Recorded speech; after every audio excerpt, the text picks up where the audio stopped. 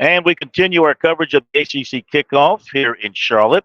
And the Duke Blue Devils have come through, and their first-year head coach, Manny Diaz, who has been a defensive coordinator the last couple of years after losing his job at Miami, where he went 21-15. Of course, he takes over from Mike Elko, who did a terrific job in 2 years at Duke before leaving to become the head coach at Texas A&M. Coming off a season of 8-5 and 4-4 in the ACC, they won 4 of their last 5, and they won their bowl game. Only 10 returning starters, 5 on the offense and 5 on the defense.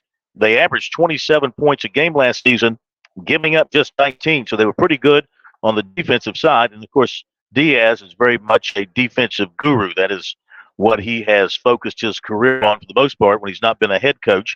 Of course, they had Riley Leonard at quarterback. He was an exceptional quarterback for them. He was hurt a good bit last year. He has since transferred to Notre Dame.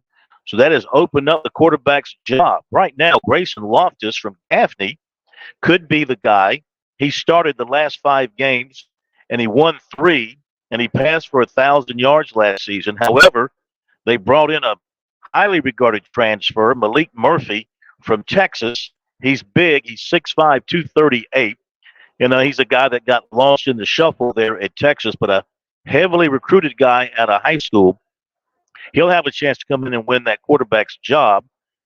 Their leading rusher from last year, Jaquez Moore, he returns 674 yards, or he is the leading returning rusher from last year, and he returns. And their leading receiver from last year, Jordan Moore, he is back. He had 62 catches, 835 yards, and 8 touchdowns last season. However, only 1 offensive lineman returns. They took 7 transfers for the offensive line, and they have a new offensive line coach. They lost their top 5 defensive linemen, and they brought in 2 transfers there. They do have some experience at defensive end. The linebacking core looks good with a couple of returners and 2 transfers, and 2 starters are back in the secondary. First 4 games of the season are very manageable. There is a trip up to Northwestern where they will play in a makeshift stadium up there, or maybe they're going to play at Wrigley Field. Who knows, because Northwestern is redoing their stadium.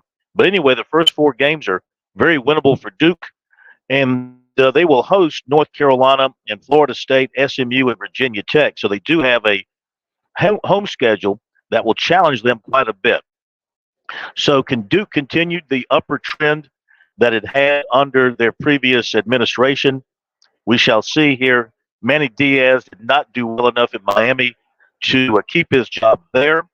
Pressure will be on him pretty early to show that he's better than that and that he can maintain the upward trajectory of this Duke football program.